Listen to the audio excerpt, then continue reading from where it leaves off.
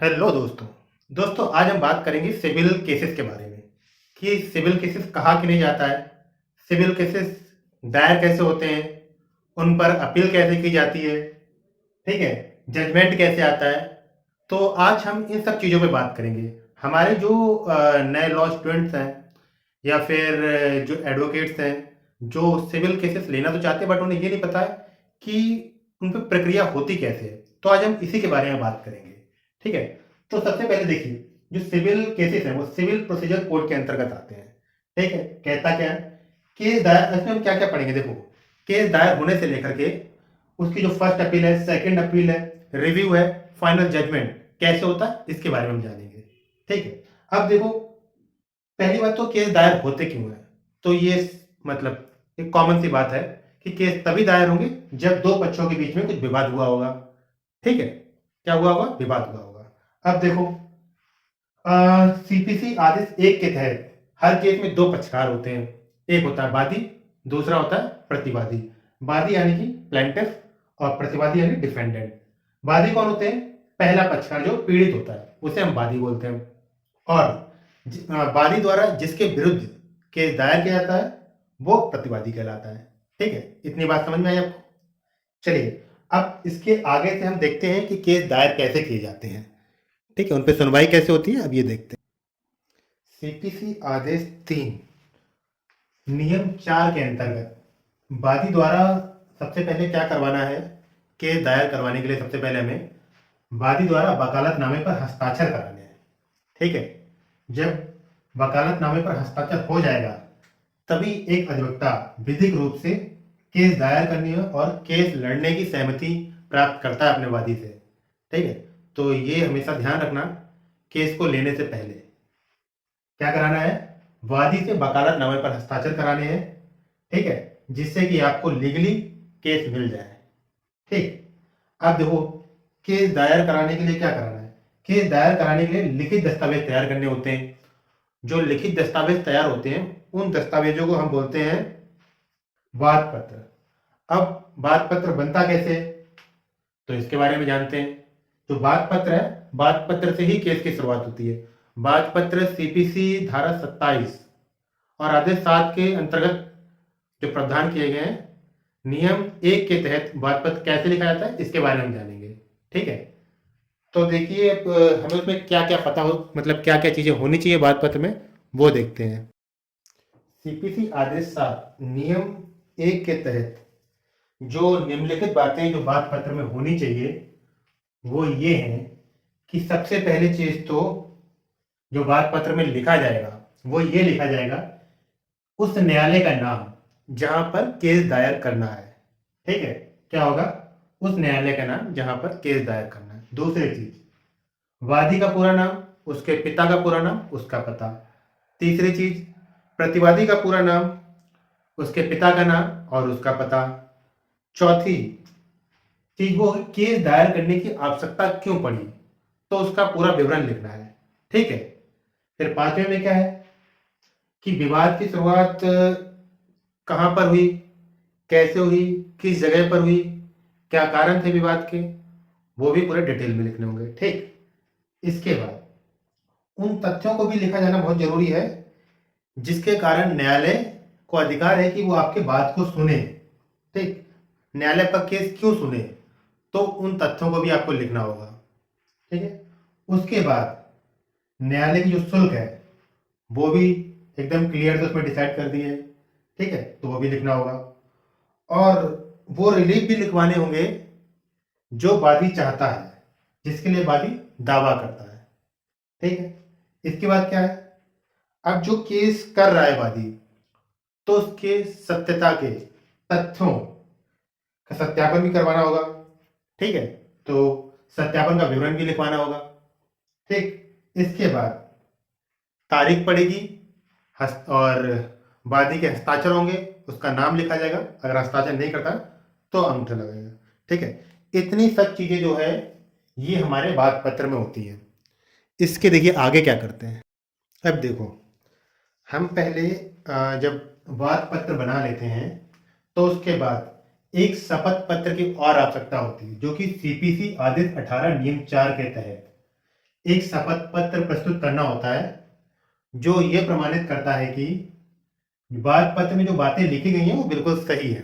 ठीक है, तो वाद पत्र बनाने के बाद हमें एक शपथ पत्र और बनवाना होता है सीपीसी आदेश 18 नियम 4 के तहत। इसके बाद हम आगे बढ़ते हैं। देखो, यदि विवाद किसी भूमि, मकान या फिर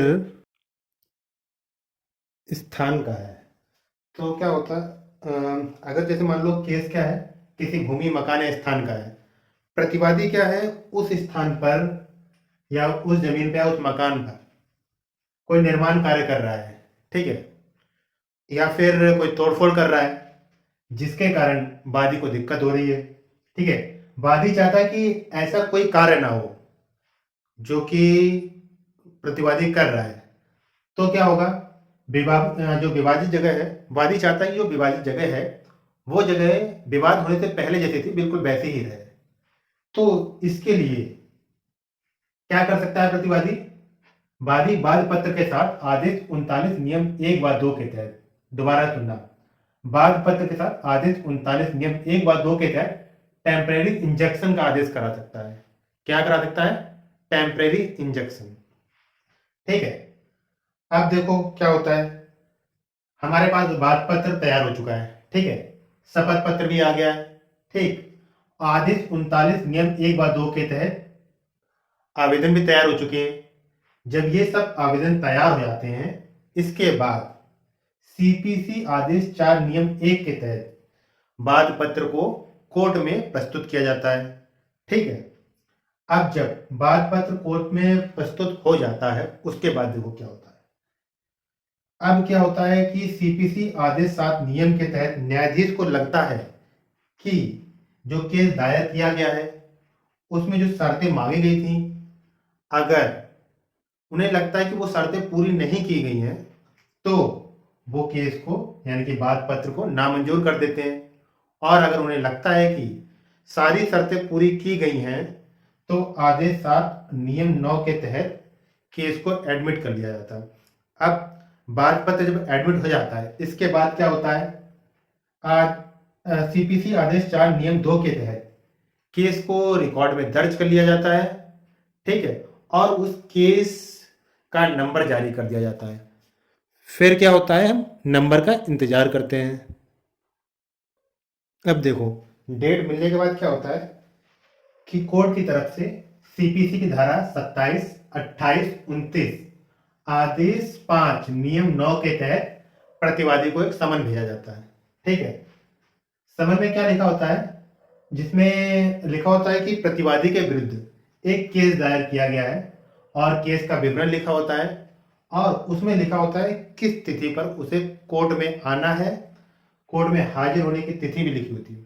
ठीक है, फिर जिससे कि वो कोर्ट में आकर के अपने खिलाफ जो केस दायर हुआ है उसके विरुद्ध वो अपना पक्ष रख सके। ठीक है, इसके बाद भी जैसे कि कोर्ट ने समन जारी कर दिया, समन जारी होने के बाद भी अगर प्रतिवादी कोर्ट में हाजिर नहीं होता है तो आदेश 9 नियम 6 के तहत, क्या, आदेश 9 नियम 6 के तहत प्रतिवादी को एक पक्षीय कर दिया जाता है। एक पक्षीय का मतलब होता है कि मतलब सिर्फ वादी की ही बात सुनी जाएगी, ठीक है, और प्रतिवादी को जो सुनने का अवसर है वो समाप्त कर दिया गया। ठीक, लेकिन इसी बीच में अगर प्रतिवादी आता है और उपस्थित ना होने का उचित कारण बताता है, जैसे कि उसके घर में किसी की मृत्यु हो गई थी या कोई हॉस्पिटल में एडमिट था वगैरह वगैरह, ऐसा कोई भी वैलिड रीजन देता है जिससे कि न्यायाधीश संतुष्ट हो जाए, तो वो एक पक्षीय जो उन्होंने आदेश दिया था उसे वो दोबारा से निरस्त कर देते हैं, आदेश 9 नियम 13 के तहत। ठीक है, तो कैंसिल कर देते हैं और फिर उसके बाद प्रतिवादी को सुना जाता है। प्रतिवादी की कोर्ट में आने पर उसे एक वाद पत्र की कॉपी दी जाती है जिससे कि उस वाद पत्र को पढ़कर वो अपना जवाब दे सके। प्रतिवादी भी फिर अपने लिए एक अधिवक्ता हायर करता है, यानी कि नियुक्त करता है, फिर आदेश 8 और नियम 1 के तहत वाद पत्र का जवाब देता है। ठीक है, प्रतिवादी द्वारा दिए गए जवाब को जवाब दावा या प्रतिदावा या वादोत्तर कहा जाता है। क्या कहा जाता है? जवाब दावा, प्रतिदावा या वादोत्तर। ठीक है, ये एक ऐसा दस्तावेज है जिसमें प्रतिवादी अपना बचाव प्रस्तुत करता है। ठीक, इसके बाद देखिए क्या करता है वादी। हाँ, एक चीज और है कि क्या होता है कि वादी को 30 दिन के अंदर, क्या होता है, 30 दिन के अंदर जो समय दिया है कोर्ट ने, 30 दिन के अंदर जवाब देना होता है। ठीक है, अगर प्रतिवादी वादी द्वारा लगाए हुए आरोपों को इनकार नहीं करता तो ये समझा जाता है कि वादी ने आरोपों को स्वीकार कर लिया है। वादी को अपने बचाव के लिए इंपॉर्टेंट डॉक्यूमेंट पेश करने का मौका देती है, कोर्ट की तरफ से मौका मिलता है। न्यायाधीश जो मौका देते हैं वो सीपीसी आदेश 13 नियम 1 व 2 के तहत देते हैं। ठीक है, जिससे कि वो अपने विरुद्ध जो केस हुआ है अपना पक्ष रख सके, अपने जो पक्ष का दावे को मजबूत कर सके और वो सिद्ध कर सके कि वो जो कर रहा है वो गलत नहीं है। ठीक है, इन सभी दस्तावेजों को जो रखने का समय है वो अंतिम सुनवाई से पहले रखना होता है। अगर न्यायाधीश को लगता है कि जो दस्तावेज दिए हैं वो केस से संबंधित नहीं है या वो इम्पोर्टेंट नहीं है या वो कोर्ट को गुमराह कर रहे हैं तो आदेश 13 नियम 3 के अंतर्गत उन डॉक्यूमेंट्स को रिजेक्ट किया जा सकता है। ठीक है, यानी कि नामंजूर किया जा सकता है। वादी प्रतिवादी के दोनों पक्षों को सुनने के बाद अब न्यायाधीश निर्णय लेते हैं कि कौन सी चीजों को उन्हें नोट करना है, किस पर उन्हें विचार करना है, जिससे कि वो अपना फैसला सुना सकते हैं। तो जो नोट करते हैं उसे कोर्ट की भाषा में इश्यूज बोलते हैं। तो सिर्फ वही बातें वो नोट करते हैं जिन्हें लगता है कि उनके जो झगड़े हुए हैं या फिर जो भी समस्या है उसके निस्तारण के लिए उन चीजों पे उन्हें विचार करना होगा, तो सिर्फ वही चीजें नोट करी जाती हैं कोर्ट में। हाँ, एक चीज और है, इन सभी कार्रवाइयों के दौरान यदि वादी की अधिवक्ता को वाद पत्र और प्रतिवादी की अधिवक्ता को वाद उत्तर या जवाब देने में लगता है कि कोई चीज छूट गई है या फिर कोई चीज गलत हो गई है, वे चाहते हैं कि उसमें सुधार हो, तो अधिवक्ता आदेश 6 नियम 17 के अंतर्गत अपने वाद पत्र में या जवाब में सुधार कर सकते हैं। ठीक है, और क्या होता है कि कभी कभी पेशियों के दौरान क्या होता है कि वादी और प्रतिवादी या उनके अधिवक्ता किन्हीं कारणों से पेश नहीं हो पाते हैं, तो आदेश 17 नियम 1 के तहत क्या करते हैं, हाजिरी माफी का आवेदन लगा सकते हैं। ठीक है, और अगली पेशी पर सुनवाई का निवेदन कर सकते हैं। तो ये भी एक नियम है। ठीक है, इसके बाद और क्या है, हाँ एक चीज और है, इशूज का जो निर्धारण हो जाने के बाद क्या होता है कि कोर्ट दोनों पार्टीज को अपने अपने गवाह पेश करने का मौका भी देती है, या कह सकते हैं कि जो आपने अपनी समस्या बताई है तो उसके प्रूफ के लिए गवाहों को बुलाया जाता है। तो क्या गवाहों का हमें क्या चाहिए, उनके नाम पता सब कुछ लिख के देने होते हैं। ठीक है, आदेश 16 नियम 1 और 1 ए के तहत कोर्ट इन साक्ष्य गवाहों से क्या कहता है, उन्हें एक समन जारी करता है। ठीक है, या बगैर समन भी गवाही देने के लिए डेट निर्धारित कर सकता है। तो वो कोर्ट की इच्छा है कि उन्हें समन जारी करे या ना भी करे। यह कोर्ट गवाही देने का मौका पहले वादी पक्ष को देता है। ठीक, जिसके बाद वादी एक एक करके अपनी सभी गवाहों को लाता है और उनसे अपनी गवाही दिलवाता है। इसके बाद प्रतिवादी को मौका दिया जाता है, प्रतिवादी अपने डिफेंडेंट में इसके बारे में बात करता है। ठीक है, इन सब चीजों को कराने के बाद कोर्ट क्रॉस चेक करता है कि जो कुछ भी बोला गया या जो भी गवाहों ने या वादी प्रतिवादी ने बोला वो सब कुछ सही है या नहीं है, और दोनों पक्षों को मौका दिया जाता है। ठीक है, जब वादी द्वारा अपने सभी गवाहों का कोर्ट में पेश कर दिया जाता है तो प्रतिवादी को भी मौका मिलता है। अब यहाँ पर भी जब प्रतिवादी अपने किसी गवाह को प्रस्तुत करता है तो वादी के अधिवक्ता को ऐसे गवाह जिससे क्रॉस एग्जामिनेशन कराने की आवश्यकता है तो वो भी करवा सकता है। ठीक है, जब सभी गवाहियां पूरी हो जाती है, मतलब केस अपने अंतिम चरण में होता है, तो कोर्ट एक तारीख रखता है जिसमें दोनों पार्टी आती हैं। ठीक है, और उस अंतिम तारीख पर अपनी अंतिम सुनवाई पर जो कुछ चीजें रह गई हैं या उन्हें लगता है कोई ऐसी बात जो बताना भूल गए या कुछ गलत हो गए तो उसे सुधारने का अंतिम मौका देती है। इसके बाद न्यायाधीश अपना फाइनल आर्गुमेंट रखते हैं। ठीक है, दोनों पार्टीज अपना न्यायाधीश के पास फाइनल आर्गुमेंट रखती हैं। ठीक है, फिर इसके बाद क्या होता है, न्यायाधीश दोनों पार्टीज के तर्क को सुनकर तथ्यों पर विचार करते हैं। केस के तथ्य के आधार पर न्यायाधीश अपने निर्णय ऑर्डर शीट पर लिखते हैं जजमेंट सुनने की एक तारीख निर्धारित की जाती है। उस दिन वादी और प्रतिवादी दोनों अपने अपने अधिवक्ताओं के साथ कोर्ट में उपस्थित होते हैं। इसके बाद न्यायाधीश द्वारा क्या किया जाता है, सीपीसी धारा 33 आदेश 20 के तहत जजमेंट पढ़कर सुनाते हैं। अब यह निर्णय वादी या प्रतिवादी पक्ष में हो सकता है या उसके विरुद्ध भी हो सकता है। जो भी जजमेंट आता है